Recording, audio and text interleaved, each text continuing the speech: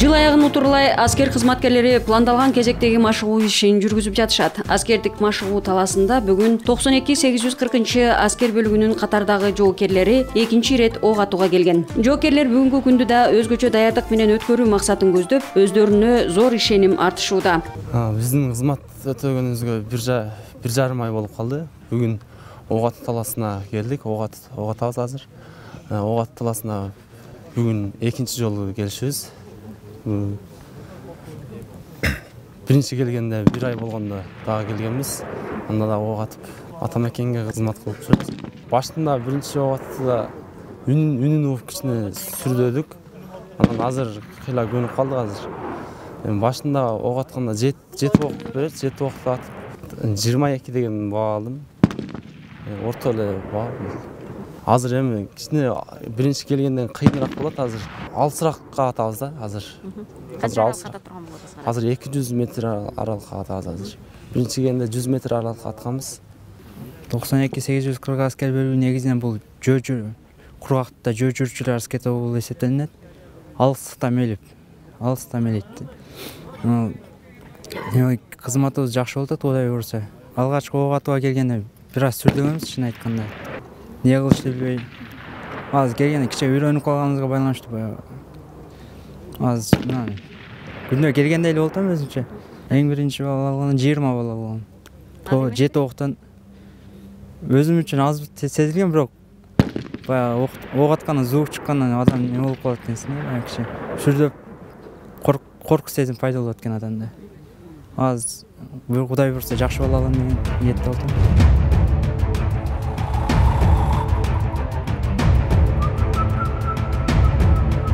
Мен Карас районуна караштуу Отсадыр айылынан келдим.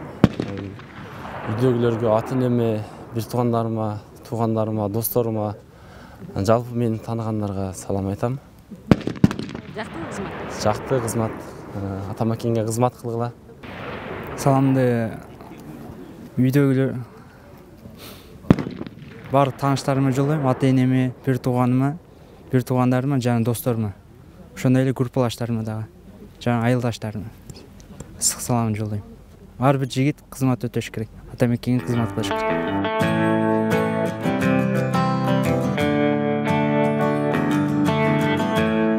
Урматтуу жолдош офицерлер, номер 5-окуу орду. Биринчи ок атуу күндүзгү ордунан жылбай турган буталарга так ээлеп, камай атууну үйрөнүү. Катардагы жоокерлерден сырткары аскер кызматкерлери да ок атуу машыгуусун өткөрүп жатышат. Жолдош капитан, лейтенант Жанарбек уулу ок атууга даяр.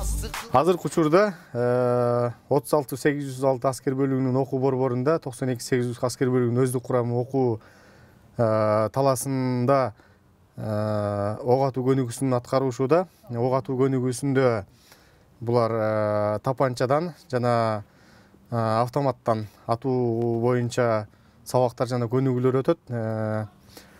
Офицерлер жана прапорщиктер үчүн 9 мм Макаров тапанчасынан атууга уруксат берилген. Бул 9 мм тапанчадан атууда атайын мишендер коюлат. Сабак жетекчилери дайындалат. Сабак жетекчилери ошол сабактын маңызына жана маанисине көңүл бурат. Ошондой эле Макаров тапанчасынан атууда бул 3 ок берилет. 3 окту ошол бутага таамай тийгизүү керек.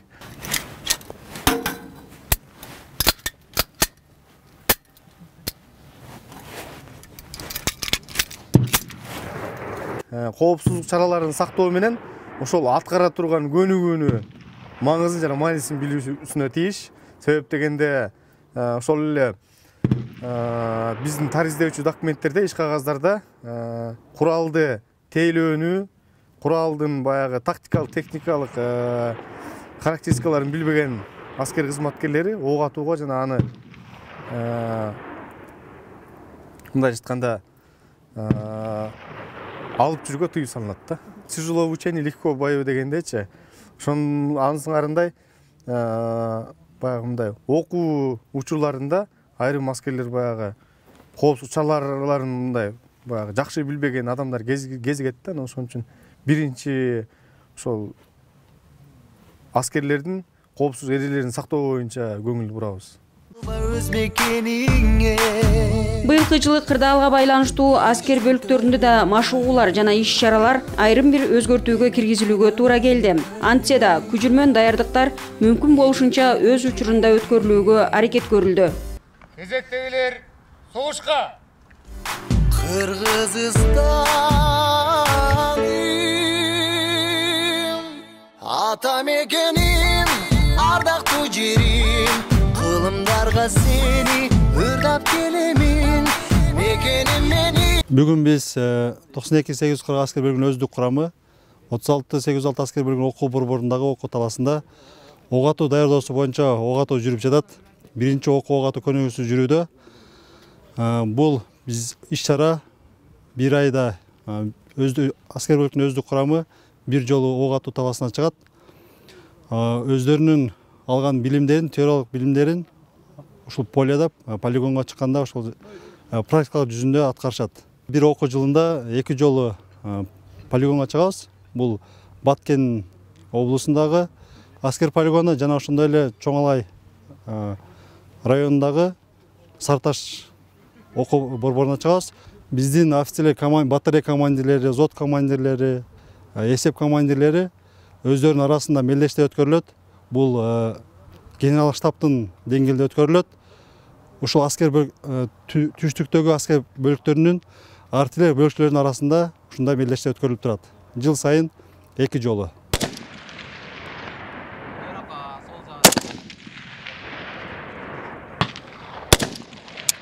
Сержант Парат ок атууну аяктады. Куралды кароого.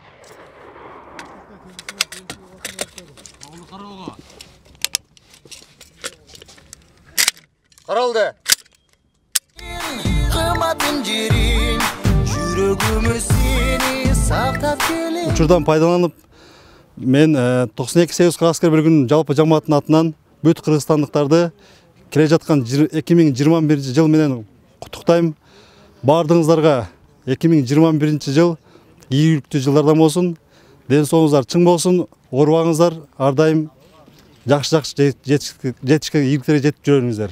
2019-2020 окуу жылынын жыйынтыгы боюнча биз түштүктөгү аскер бөлүктөрүнүн арасында ошо жакшы жыйынтыкка жетип отурабыз. Бул ийгиликтин жыйынтыгы, мен ойлойм, бул аскер бөлүктүн командиринен баштап акыркы катардагы жокердин бул талыкпай кылган эмгеги, ошонун жыйынтыгында биз жакшы ийгиликке жетиштик деп ойлойм. Жана ошондой эле мындан кийинки жылдарда ушул мээнетибизди талыкпай дагы мындан да жогорку ийгиликтерге жетебиз деп үмүттөнөбүз.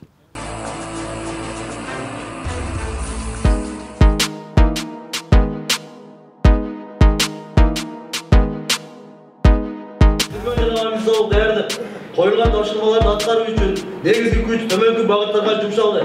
Кышкы жана жайкы окуу жылдарынын башталышында күчүрмөн даярдык боюнча тактикалык саптык сабактарда сапаттуу өткөрүүгө, аскер бөлүктөрдүн күчүрмөн жана мобилизациялык даярдыктын жогорку деңгээлде кармоого жана жогорулатууга, жайкы күзгү жалгындоо издөө иш-аракеттерин сапаттуу өткөрүүгө, мобилизациялык машыгуулары, комплектөөчү аскер комиссариаттардан аскерге милдеттүүлөрдү окууну уюштурууга жана башка тапшырмалар. Коюлган тапшырмалар толугу менен ишке ашырылып, өз убагында аткарылды. Өтүп бараткан жыл жалпыбыз үчүн зор сыноо болуу менен мекеме уюмдарды эрктүүлүк менен иш алып барууга түрткү кылды. Бул кырдаалда Кыргыз Республикасынын куралдуу күчтөрүнүн аскер кызматкерлери да күн-түн коомчулуктун коопсуздугу, элдин ден соолугуна кам көрүү үчүн кызмат өтөштү. Оор кырдаалда иш алып баруу менен өздөрүнө таандык аскер милдеттерин да аткарууга аракеттер көрүлдү. Бизде да ноябрь айында 8-гвардиялык дивизиянын аскер бөлүктөрү курамында турган мекемелер бардыгы ноябрь айында жыйынтыгын чыгарган. Ошол жыйынтыкта 2020 жылгы аткарылган иш-чаралар боюнча токтолуп кеткен, жакшы аскер бөлүктөр белгиленип, иш чараларды аткаруудагы кемчиликтерге токтолуп көрсөтмөлөр, тапшырмалар берилип турат. 2020 окуу жылы, кышкы окуу жылы деп айтабыз, 6 айлык. Бул пандемияга чейинки бардык иш чаралар толугу менен аткарылды. Март айынан баштап COVID-19 пандемия башталгандан кийин бизде кээ бирки иш чаралар өзгөртүүлөр менен өткөрүлдү. Себеби пандемия учурунда билесиздер, 24 марттан баштап дивизиянын курамындагы аскер бөлүктөрдөгү элден четине калбастан ошол пандемиянын талаптарын туура аткаруу максатта биздин аскер бөлүктөр дагы Ош шаарында, Кара Суу районунда, Нокат районунда, Жалал Абад шаары, Сузак райондорунда ошо талаптарды так аткаруу үчүн блокпосттор коюлуп, эрежелерди так сактоо үчүн ошондой иш чараларды аткарып турушту. Ошонун негизинде кээ бирки иш чараларга өзгөртүү киргизилип, сроктору жылдырылып.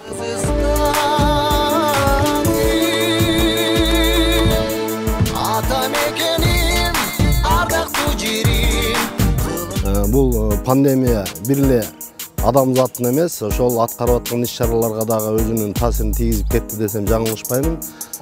Жогоруда токтолуп кеткендей, өзгөртүүлөр менен өткөрдүк. Бир гана бизде ошо эл аралык машыгууларга катыша албай калдык. Бул бир эле Кыргызстан эмес, бардык өлкөлөрдө ушундай көрсөтмөлөр болуп турду. Андан сырткары, кээ бирки иш чараларга катышпай калдык.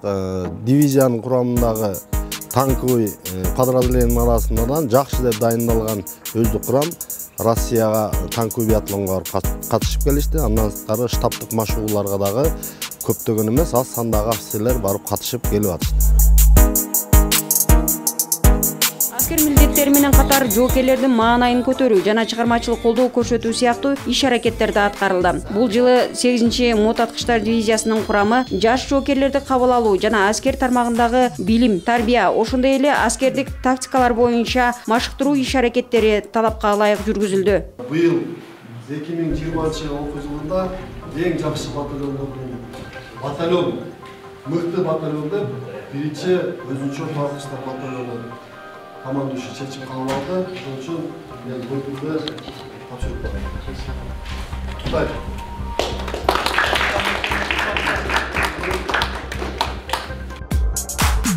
Кыргыз Республикасынын куралдуу күчтөр тармагы менен катар кургактагы аскерлеринин түштүк аймагында жайгашкан аскер бөлүктөрүнүн арасында да 2020 жылдын жыйынтыгы чыгарылды. Жыйынтык негизинде Баткен облусундагы 630 аскер бөлүгү мыкты батальон аталып, Кыргыз Республикасынын куралдуу күчтөрүнүн кургактагы аскерлеринин кол башчысынын күчүрмөн туусу тапшырылды.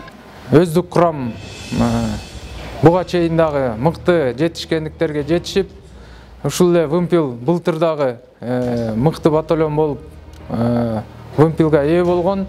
Мындан аркыдагы бардык күчүбүздү, бардык кызматыбызды элибизге, жерибизге, өлкөбүздүн коопсуздугуна биз даяр туруп, эмки жылда ушундай ийгиликтерге жетишкенге биз ар дайым даярбыз. Кыргыз Республикасынын куралдуу күчтөрүнүн ар бир аскер тармагы быйылкы жылда кызматынын басымдуу бөлүгүн күчөтүлгөн тартипте иш алып барышты. Өтүп бараткан жылдагы кырдаалга байланыштуу айрым иш чаралар талапка ылайык алып барылуу менен өз жемишин бере алды. Башкысы мекенчеги тынч, ыйык милдетти татыктуу өтөөгө ар дайым даяр турушат.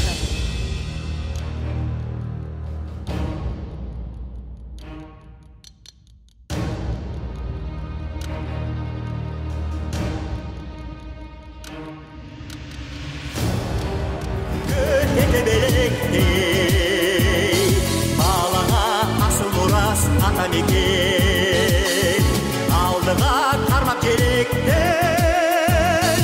адырлап ата десең атаңа